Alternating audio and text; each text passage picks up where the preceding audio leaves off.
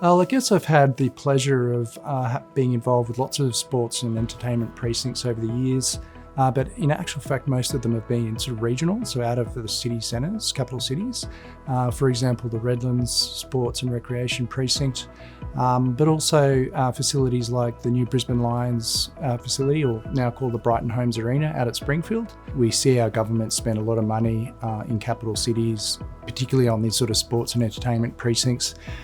But when they do invest in the regions, those regions really appreciate that investment, and it gives them a sense of belonging. I think of the Olympics really as it's a catalyst to fast forward some of that infrastructure and get focus on that infrastructure in readiness for what will certainly be continued population growth in this part of the world. A lot of our elite athletes actually come from regions. They don't all necessarily come out of capital cities.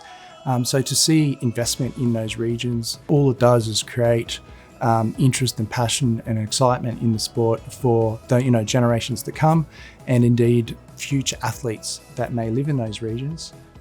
It provides a gateway, if you like, or a catalyst for them to get into sport and potentially make a career out of it. Obviously, a lot of these facilities can be used for things other than sport. You can host concerts, for example. Having a facility that can accommodate things other than sports then can attract, for example, during concert to that region.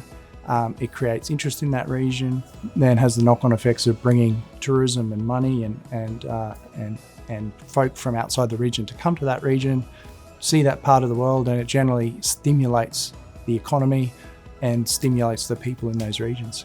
There's a lot of interest in this infrastructure internationally, so the opportunity to bring some really bright thinking and some really fresh ideas and designing for a future that we know is going to be low carbon, circular economy. The timing is such that it's really exciting that this project will be the catalyst for a lot of transformation in how we actually design and build things.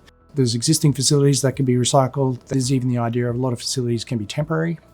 But even some of the ultimate facilities, if parts of them aren't needed, because they'll do the Olympic overlay, once the Olympics is over, taking that infrastructure back out, that can absolutely be distributed into the regions and reused. The engineer in me is looking forward to the challenge. There is a big challenge. There is a lot of stuff that's got to be procured and built.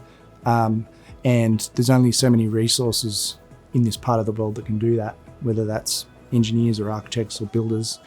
And so one of the biggest challenges is how we get all this stuff built. And it's not just the Olympics, but there's all the other associated infrastructure, airport terminals, etc., that have to be ready in 9 years' time.